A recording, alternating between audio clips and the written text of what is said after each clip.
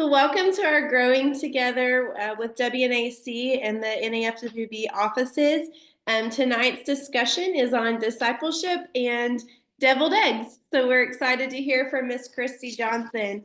Kristi and her husband Tim were appointed as IM missionaries to Spain in 1997, where they helped plant the first ever gospel preaching church in the town of Alpedrete. While building relationships and truly loving the people she ministered to, Kristi spent her time discipling women, teaching children, and organizing worship and helping with various outreach efforts. In September of 2022, Kristi transitioned to the IM home office as the Development Communications Manager. So, Ms. Kristi, thank you for being willing to share, and we're looking forward to hearing from you. Thank you. Wow, that introduction sounds good. Thank you. You made me look really good. So I'm sure all of you are like, deviled eggs, really? I mean, deviled eggs of all things. I was telling some people in my family about it, and this is actually a deviled egg. It's a little ornament for your tree that somebody gave me, my sister-in-law, my sweet sister-in-law. She found it on Etsy. Apparently in Etsy, there's like, if you go into the deviled egg category, apparently there's a whole world there about deviled eggs that I knew nothing about. I still don't. I need to go on and look.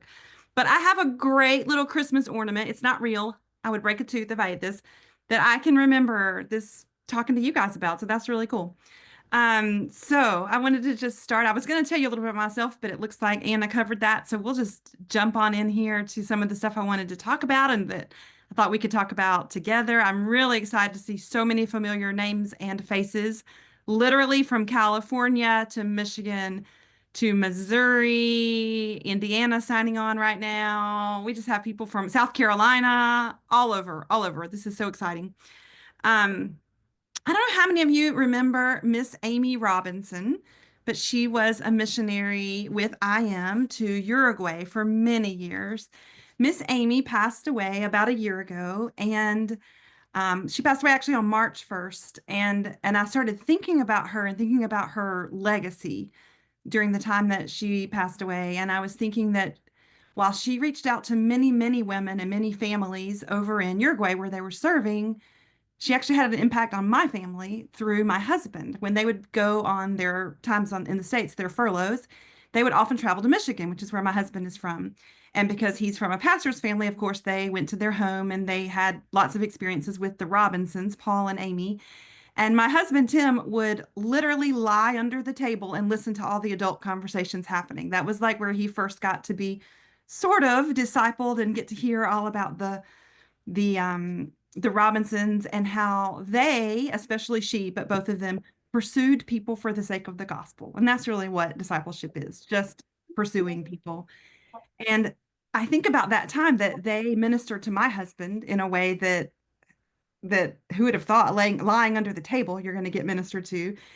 Fast forward a few years, Tim and I met, we got married, and then we ended up in Spain doing a lot of the same things that the Robinsons had done all of those years in Uruguay, things that he had specifically learned from them. And we got to be a part of a church plant and we got to be a part of discipling people.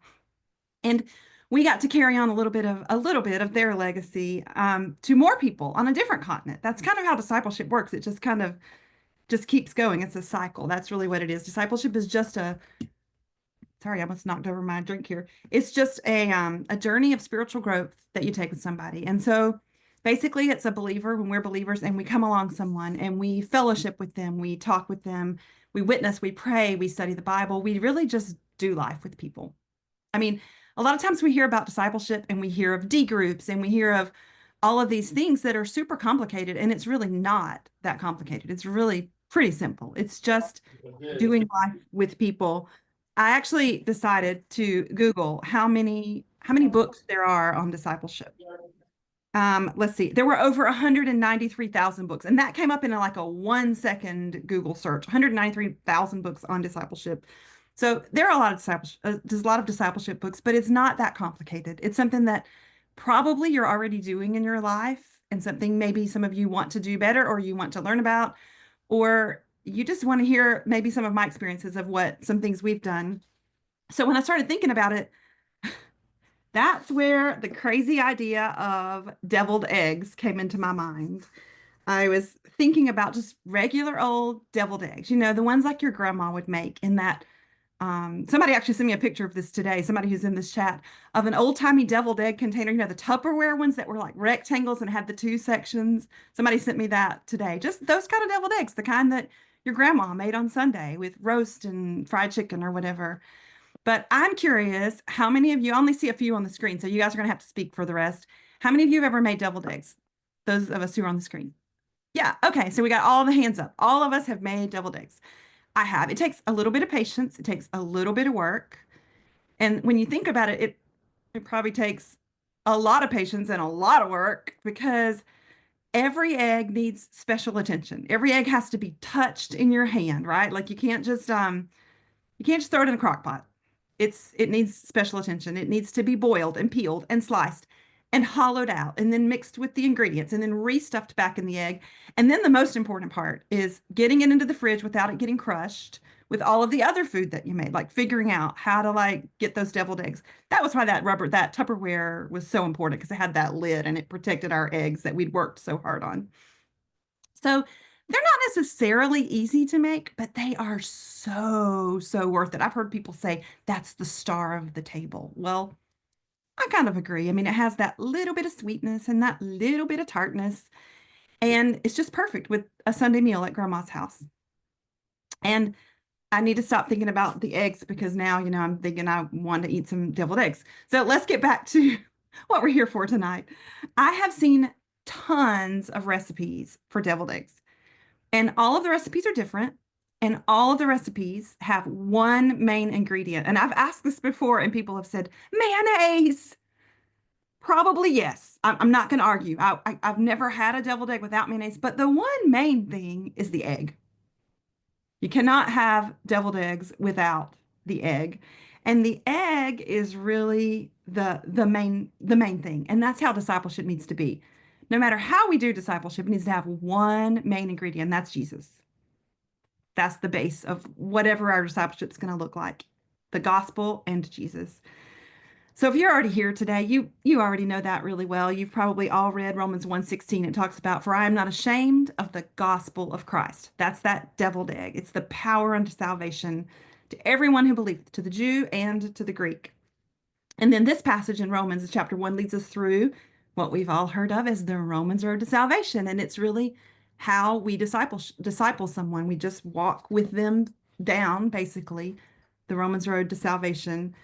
So for us as believers, who are probably the majority of us here in this group today, knowing the gospel is really the easy part.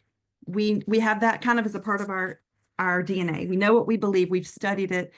Now it's time to figure out how to share that with other people. And this is sometimes where it gets tricky because it brings in our fears. It brings in things we don't know. It brings in maybe the questions that we have. So we're going to talk just a little bit about discipleship today.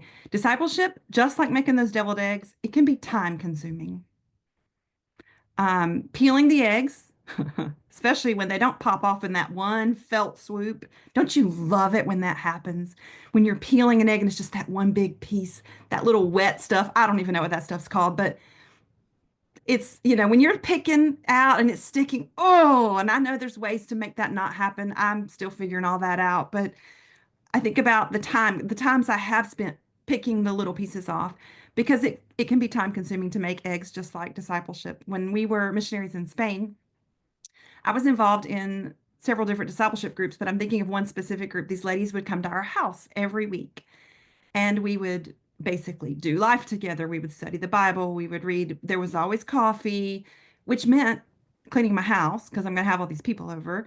But also then we just developed friendships. So we just did life together. I would go with them to doctor's visits or they would come with me to things. We just did things together. We had one lady in our group who every week she came and we prayed for her husband because he wasn't a believer. And I mean, years we prayed for her husband and he got saved. It was the whole story. That's a whole nother thing, just hearing the story of how this man got saved.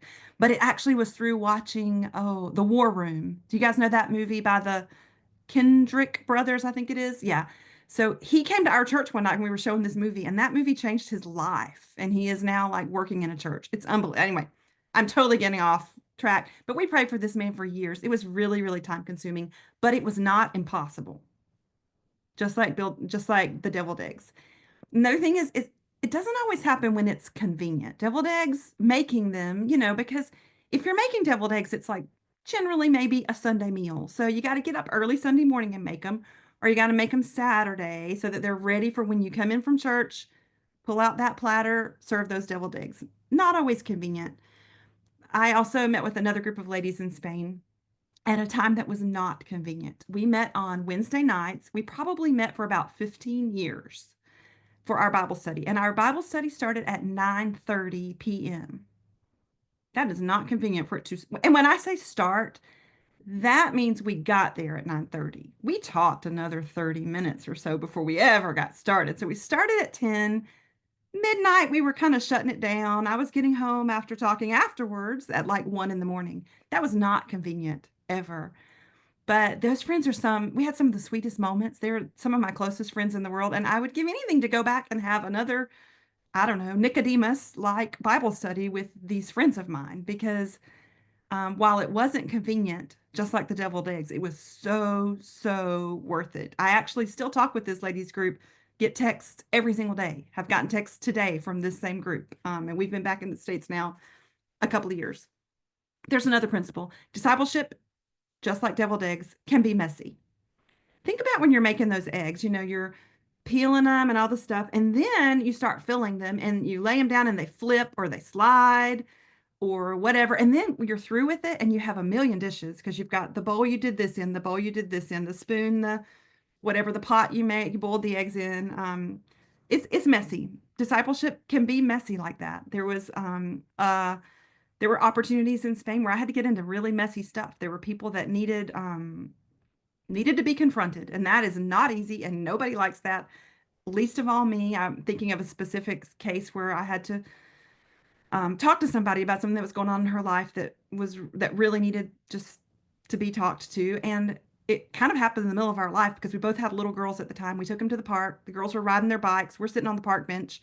I'm sweating bullets because I know that I have to talk to her about some really, really, really hard stuff.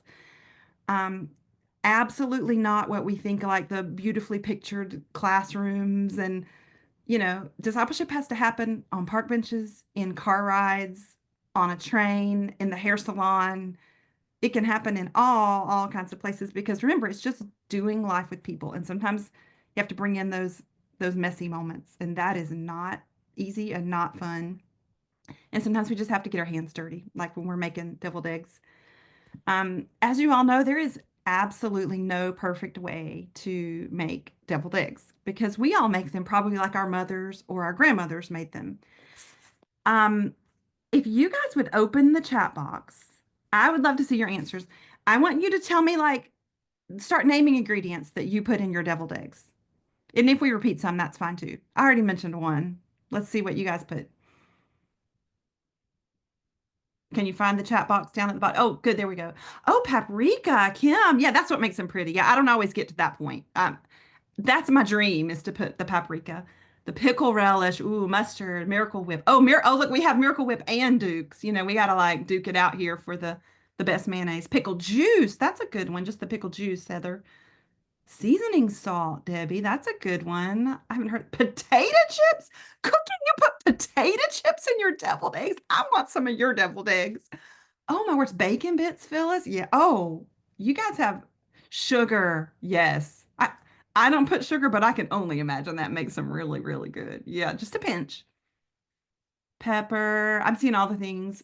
For sure, sugar. Thank you, Becky. Yeah, of course you put sugar. You make everything sweet.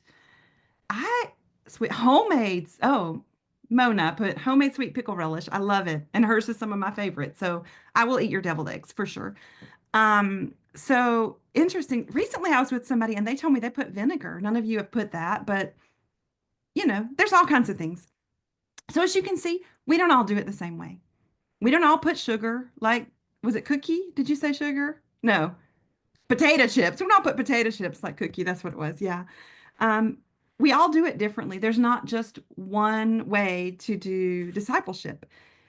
We see the passage that says, "For the Jews require a sign, and the Greeks seek after wisdom." two completely different approaches, but we preach Christ crucified. There we go back to that egg. You got to have the egg, Christ crucified. Um, and then it says, unto them are called both the Jews and the Greeks, Christ. We're preaching Christ, the power of God and his wisdom. Different methods. All of us would make them differently. We should have a party sometime and just make like deviled eggs and bring them and taste them. That would be so yummy. Hmm. Have to keep that one in mind. For like Anna, we'll have to do that one day at work, like just a deviled egg lunch. Let's just all bring eggs. It'll be great. But again, what do they all have? They all have the discipleship all has Christ. Another thing to think about when we think about the deviled eggs is we have to be intentional when we're doing discipleship. It's not just going to happen because if we just let it happen, it's not going to naturally happen. We have to look for the people, look for the moments, pray for the moments. That's what I've been learning a lot lately is literally asking God, when I do this today, help me to meet the right person who needs to hear what needs to be said. Um, because it's not going to happen. Right now, we live in Gallatin, Tennessee, near Welch College, because my husband teaches there.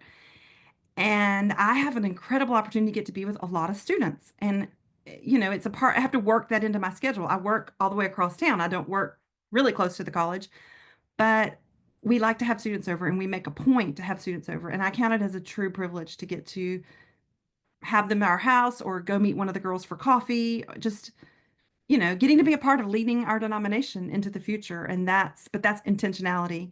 When I think about it, we as Free Will Baptists, we've had some amazing examples to follow of what doing discipleship looks like. Think about it. Our denomination has so much spiritual formation. We have Truth and Peace for our young people and E-Team. Yet, um, we have D6 curriculum, we have CTS materials. How many of you, the ones who have your cameras on, how many of you did like CTS competition, like the Bible memorization, or if you've participated in, yeah, love it, yeah, or the sword drill, the tic-tac-toe, that was forming you. I mean, yeah, it maybe felt like fun at the time. It was tic-tac-toe, you're with your friends, you're winning medals, all that stuff, but you were being formed, you were being discipled. Also, we have WAC groups. That's what our ladies are doing. Our ladies are going with other ladies and being discipled. We have our Free Will Baptist colleges. They take their responsibility really seriously to educate and disciple these students. I mean, seriously, guys, we have a lot of things going on that are really discipleship. I want to share one final passage in this section about how God's going to be with us. Because I think a lot of times as women, we're afraid. We're afraid to jump into it when we don't think we have the time or we don't know how we're going to make the time. We don't know what to say because it can be messy and it can be time consuming. But Matthew 18 through 20, which is also a really good missions passage that you all know, go ye therefore, teach all nations, baptizing them. But then it ends with, and lo, I am with you always. He's not just going to throw us out there to make the deviled eggs and to do all the discipleship. Maybe the deviled eggs. You got to learn to do that. When you first get married or first get your first house, you got to learn to make deviled eggs. It's going to be messy the first time for sure. But you know what? God's with us. He's not going to just make us do it ourselves. Um, I was thinking about Miss Amy Robinson, who was a part of forming and discipling our family. On the very same day that Miss Amy passed away, another discipler passed away the exact same day. She passed away in the morning, and in the afternoon, someone else passed away who was also amazing at discipleship. You probably don't even know her name. You've probably never even heard of her. She was a part of her WAC group, her local and her district and her state. And for many, many, many, many years, she taught faithfully Sunday school and she really knew the Bible. She was really good at teaching the Bible. But her specialty was discipleship, just following people for the sake of the gospel. And that person's name was Faye Hannah. She passed away the afternoon that Miss Amy passed away in the morning. Faye Hannah was my mother. And when I think about discipleship, her name is one of the first names that comes to mind because she was so good at it. She was a Sunday school teacher, like for my age when I was a teenager, and she taught a lot of people, the teens of the church. And that's sometimes the years when they walk away from the Lord for whatever reason. And she didn't let people just walk away. She literally pursued them for the sake of the gospel. She stayed in their lives. She tried really, really hard to get to know them and keep knowing them and pursuing them no matter where their lives took them at different points. As a matter of fact, on the day of my mom's funeral, we were overwhelmed greeting all the people. The church was just packed, and there was a like a visitation, right before the funeral, and people were coming through the line, and you just cannot believe the people who said, "Your mom chased me down for the gospel." Those types of words and those types of phrases. One lady said, "Your mom was one of the greatest influences on my life." Interesting because this person was older than my mom.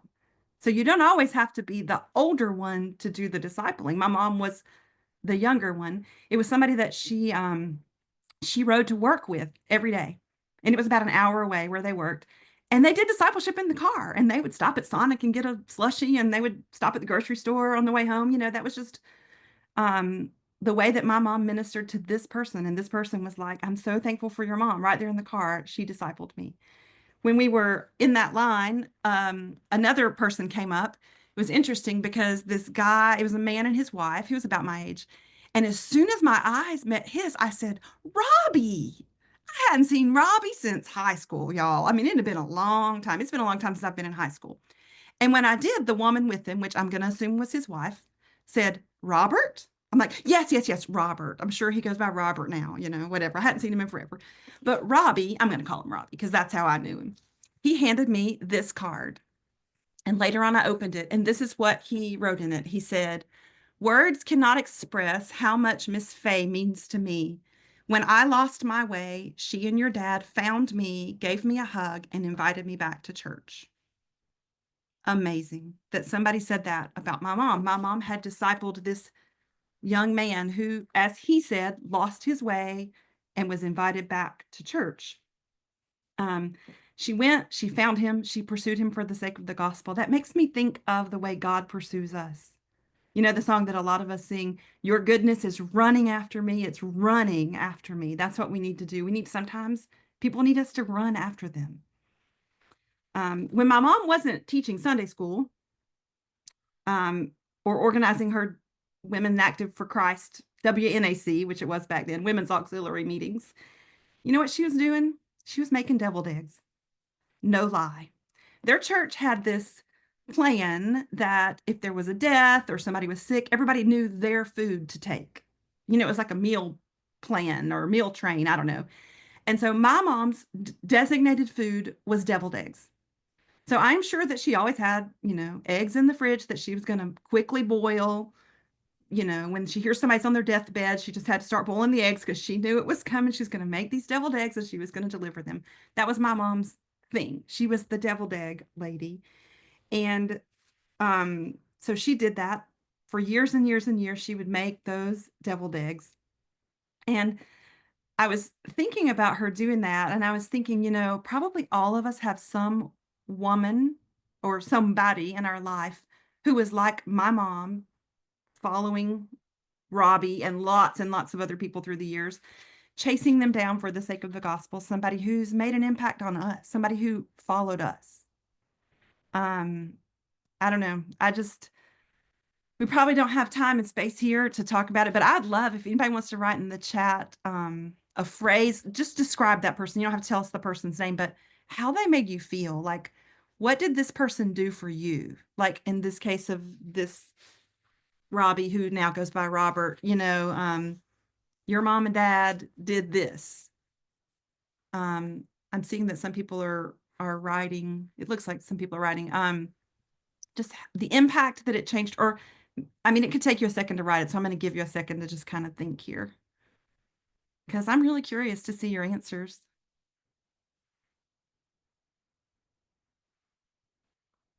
Somebody who influenced you, had a chat. If you want to write their name, that's fine too. Don't feel obligated.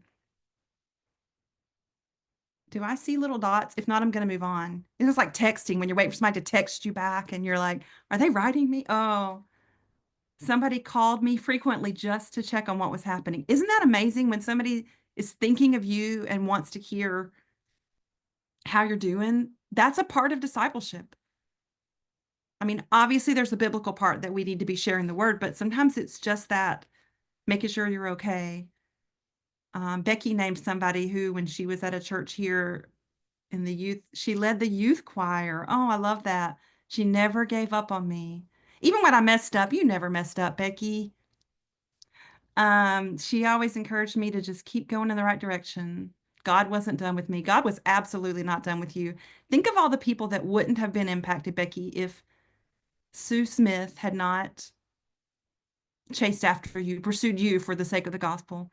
And I mean, people in Missouri, people in Oklahoma, people in Spain. You've been over there with us a couple of times. All the people who wouldn't have been blessed by your ministries, literally around the world. I don't know if anybody else is writing. I can't tell if the dots are going. So I'm just going to move on. But you can, oh, look. So my aunt is on here, and my mother was her sister. And she said that my mother was her spiritual mother. She was. And she was like her mother, even though she was a sister, the ages. Yes. Miss Amy Robinson. That's right, Kim. That was your church. I was talking about Tim laying under the table. Yes. She encouraged you to walk in the spirit, continue to walk in the spirit and grow in Christ. I love that. Oh, yeah. She was a special lady.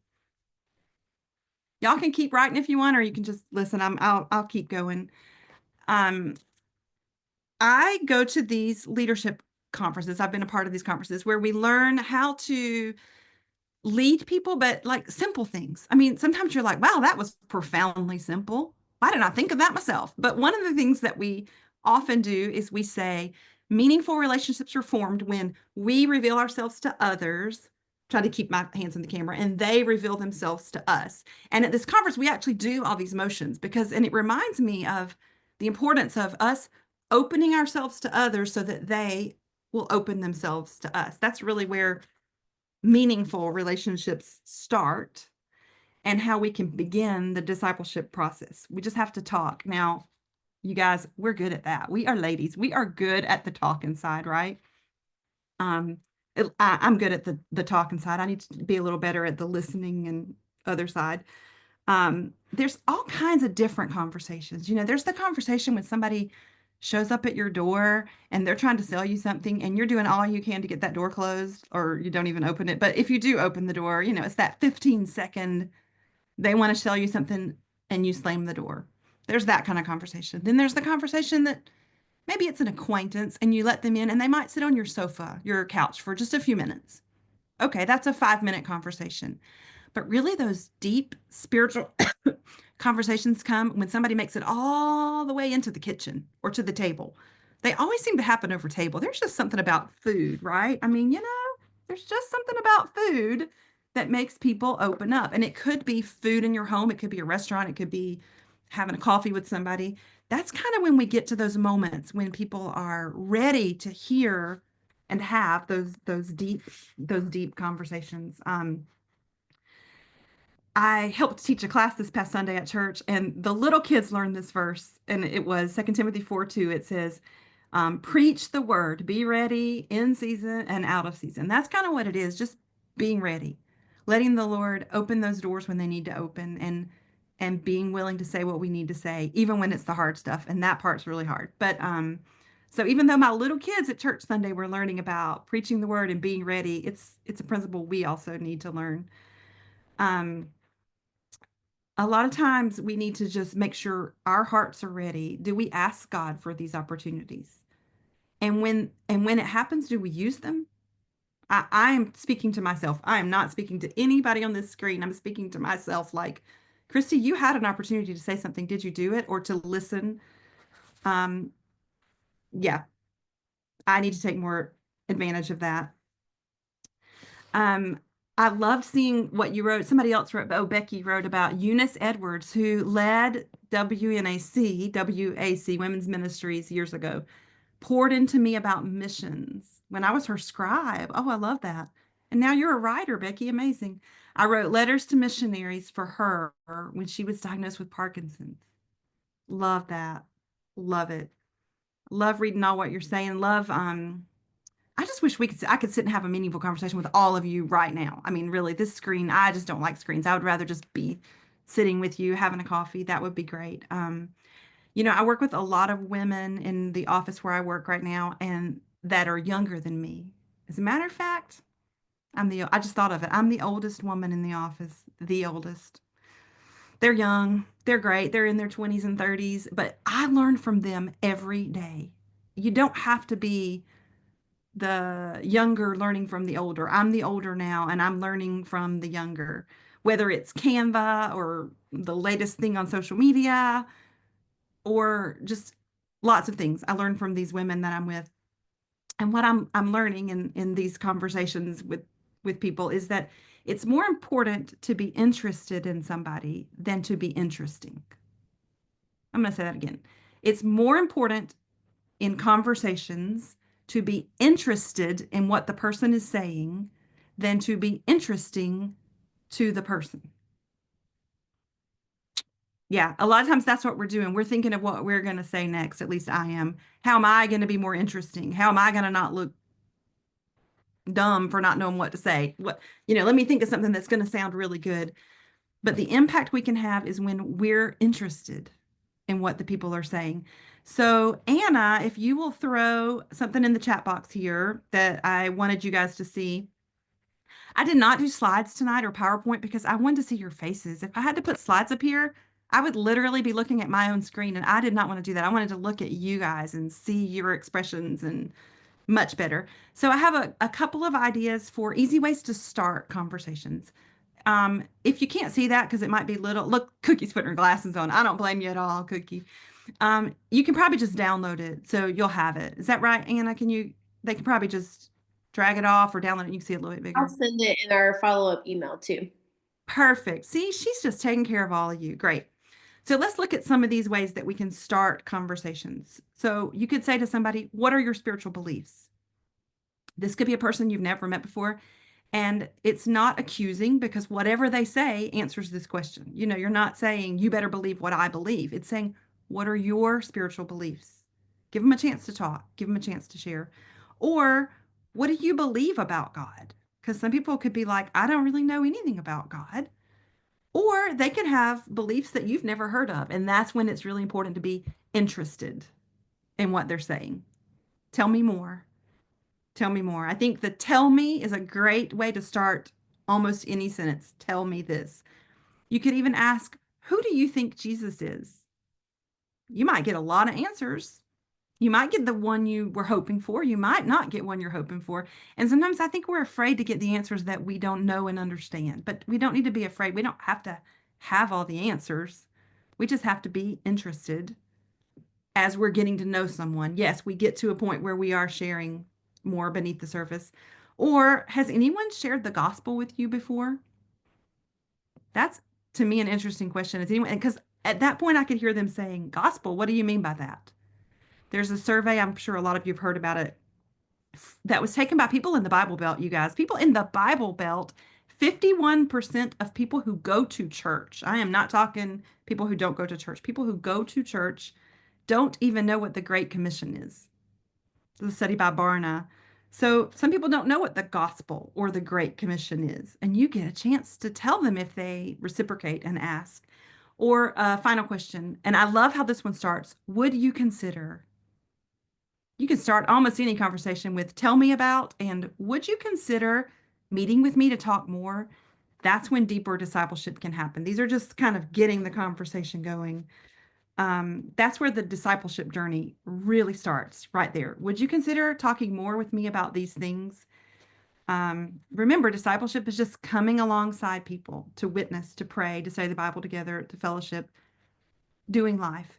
And in those moments, that's when you get to say how God changed your life or the exciting things that are going on in your spiritual life or the passage that you read last week. I had a friend in Spain who was a non-believer. She's been my friend 20 years now. Woo, I'm old.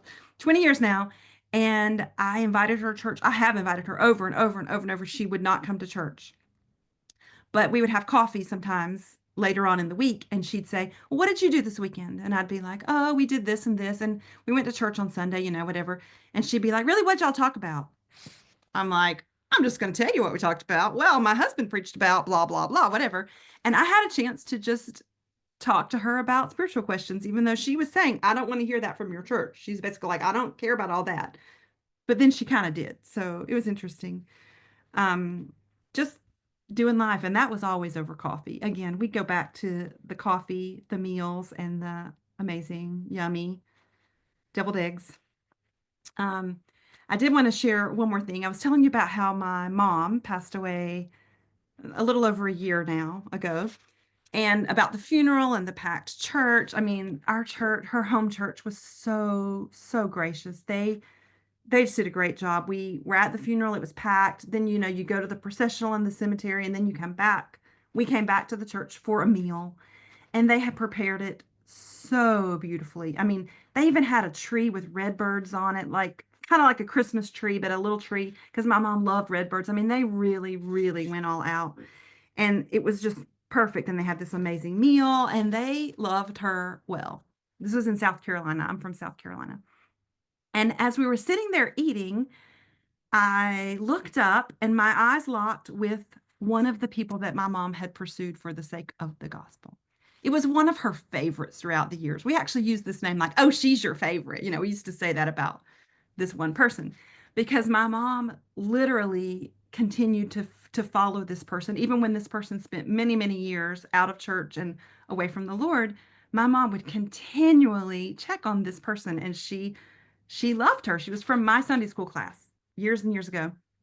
And our eyes locked, and I thought, "Oh, this is so neat. She's here at my mom's funeral." But what I realized was that she wasn't just there at the funeral. She was there serving. She was a part of the meal team. So she was actually had come back. I'd heard that she had come back to church, and she was getting involved, and she was doing things and serving the church. And that particular day, she was leaving the kitchen and heading over to the like the food serving table and just serving the Lord. And I thought, oh, it was so sweet. I mean, we just smiled, both of us smiled really big. And then my eyes dropped to the plate of food she was carrying. Anybody want to guess what she was carrying? She was carrying a big giant platter of deviled eggs.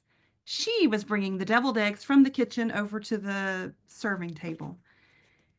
And I thought, wow, my mom poured into this girl's life. She literally pursued her for the sake of the gospel.